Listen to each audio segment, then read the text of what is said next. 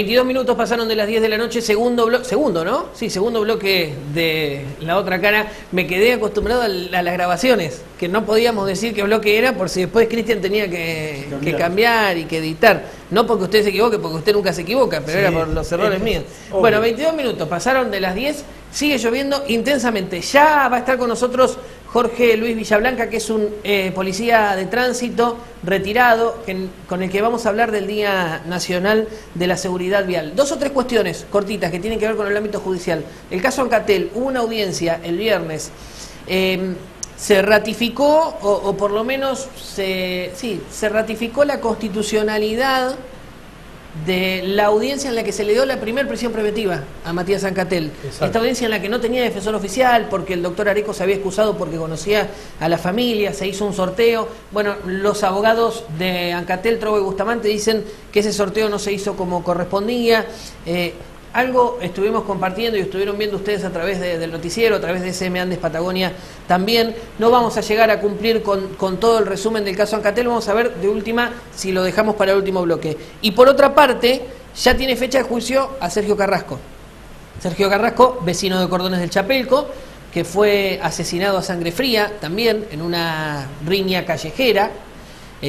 Había 4 personas involucradas, 2 de ellos mayores de edad que están detenidos, hay 2 que al momento del hecho eran menores, que están sufriendo o están atravesando otro proceso judicial. Bueno, el lunes que viene comienza el juicio, finalmente se va a hacer en Junín, se sorteó el jurado, son integrantes de Junín, Piedra del Águila y Villa La Angostura, en su mayoría vecinos de Junín y de Villa La Angostura. Vamos a ver si llegamos con un resumen también de esto que está ocurriendo en el ámbito judicial. Pero lo adelantábamos, Guillermo, antes de la pausa. Y vamos a analizar esto del cortocircuito, como le gusta decir a usted, entre el deliberante y el ejecutivo. Ya algo se había dejado entrever en la última sesión del Consejo Deliberante, porque allí se habían enterado los concejales de los 3 vetos del intendente. ¿Está bien esta metodología de esperar a que los concejales la sancionen y que llegue al Ejecutivo y decir, bueno, no, la vetamos? ¿O hay instancias previas para poder analizar esto? Lo lógico sería que se esté charlando todos estos temas antes de llevarlos. Lo que ocurre es que hay veces que nada, te corren con la vaina y te dicen, bueno, preséntenlo a ver si sale. Y después si sale, viene el Ejecutivo y yo desde el Ejecutivo determino si sale la ordenanza o no. Y ahí está la potestad del intendente de vetarla, ¿verdad? Pero bueno... ¿Es una lucha entonces por ver quién tiene más... Y es un problema. Más poder. Claro, porque es una cuestión de poder.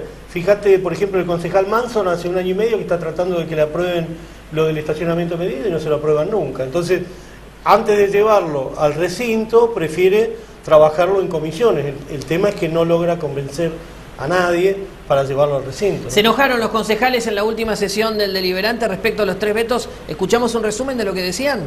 ¿Cómo no? Lo vemos.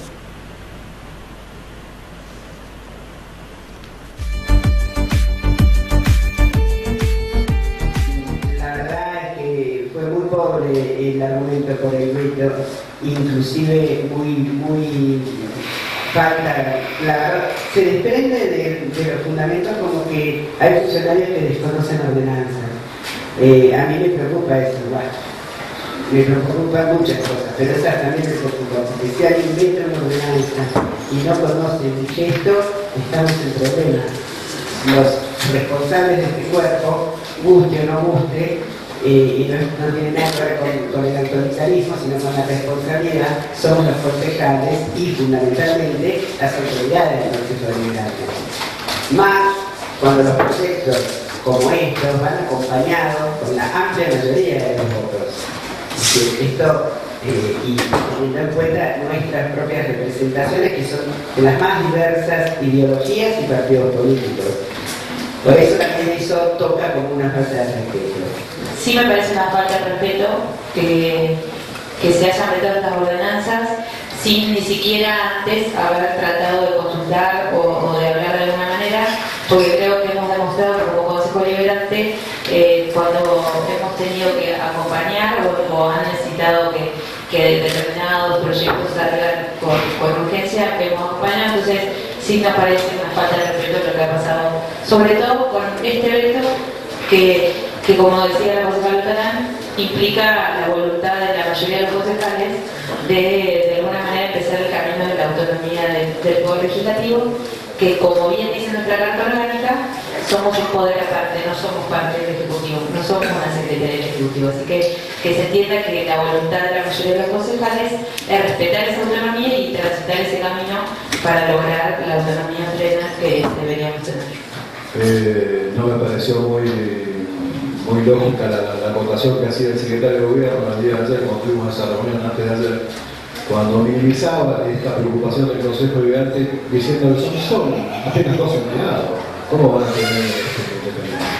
O sea, pensar que el Consejo Deliberante son solamente 2 empleados me parece tratar de, como dice esa palabrita que no existe, pero ningunear ni más ni menos que a un Consejo Deliberante. Así que sentarse hoy o cuando sea, yo creo que estamos todos convencidos que tenemos que seguir adelante con esta propuesta y que tiene que ver ni más ni menos con jerarquizar las funciones de los 2 poderes que existen en el municipio de San Martín de los Andes. Me parece que en el veto de estas ordenanzas y puntualmente en esto es el querer desconocer a 11 concejales que fueron elegidos por el pueblo. Si bien el señor intendente también fue elegido por el pueblo, pero no así el resto de sus secretarios, ¿sí? Que ponen en tela de juicio y en discusión la honorabilidad de este cuerpo del Consejo Deliberante que está pretendiendo, trabajando para su propia autonomía.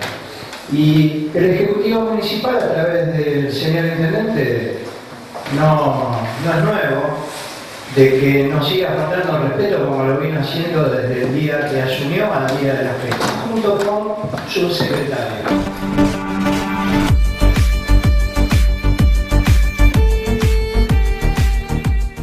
Bien, estaban todos enojados los concejales. Recién lo decía, creo que lo resume lo que decía Daniel Troncoso, el concejal del Movimiento Popular Neuquino. Es una falta de respeto para los 11 concejales que fuimos elegidos por el voto popular para legislar. Algo similar decía esta mañana Julio Beid, con quien dialogábamos en una entrevista para La Otra Cara Digital, y me decía, nosotros hacemos lo que debemos, no lo que queremos, y lo que debemos es legislar y sancionar ordenanzas, y en todo caso si alguien está en desacuerdo con algo que se va a analizar hacia el interior del Consejo, se plantea en las reuniones de comisión correspondientes para poder analizar esto y tratar de consensuar los proyectos. Pero el que más enojado estaba era el presidente del Consejo, que cuando se enoja no tiene filtro en la sesión. Lo escuchamos un pedacito de lo que decía Julio Beid en la sesión del Consejo Deliberante.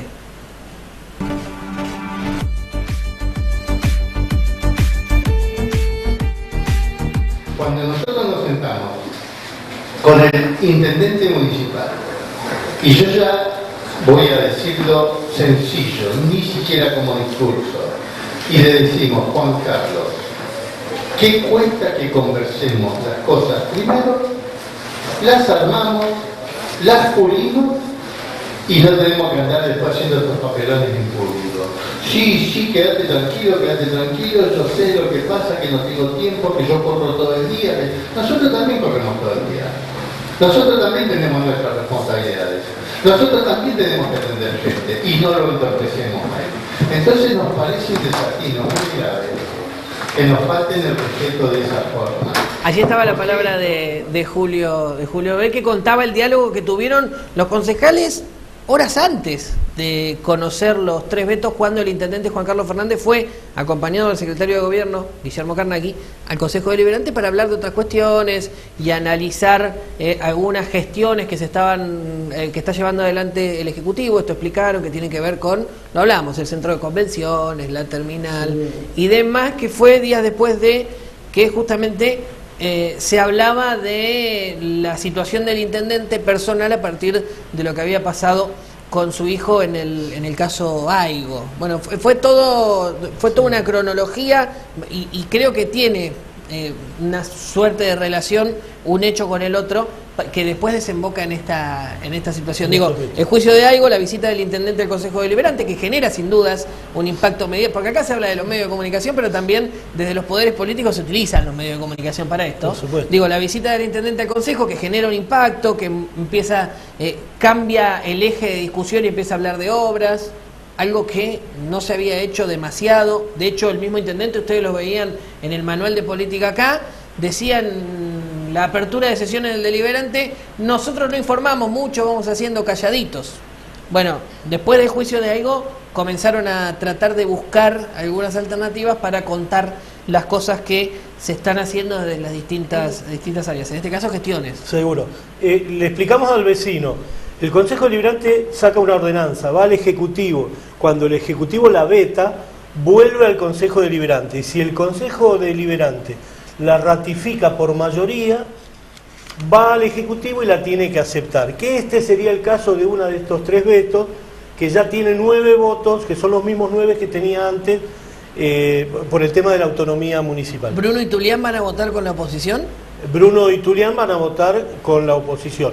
Queda Manson, el cuñadísimo, y la señora Ambrogi como 2 de los votos con el Ejecutivo. Así que eso se revierte. Estamos hablando de la ordenanza que modifica el estatuto municipal para los trabajadores del Consejo. Exacto. Y que es, dicen los concejales y el propio Julio Obeid, que es el primer paso para la autonomía definitiva administrativa del Consejo Deliberante. Después vamos a hablar de estos temas. Vamos a ir a la pausa y a la vuelta vamos a compartir una entrevista con Jorge Luis Villablanca, que es un policía de tránsito retirado. Hoy es el Día Nacional de la Seguridad Vial. Vamos a reflexionar un poco sobre este tema y vamos a escuchar algunas anécdotas también que tienen que ver con el comportamiento de la gente a la hora de subirse al automóvil. Hacemos la pausa y ya volvemos.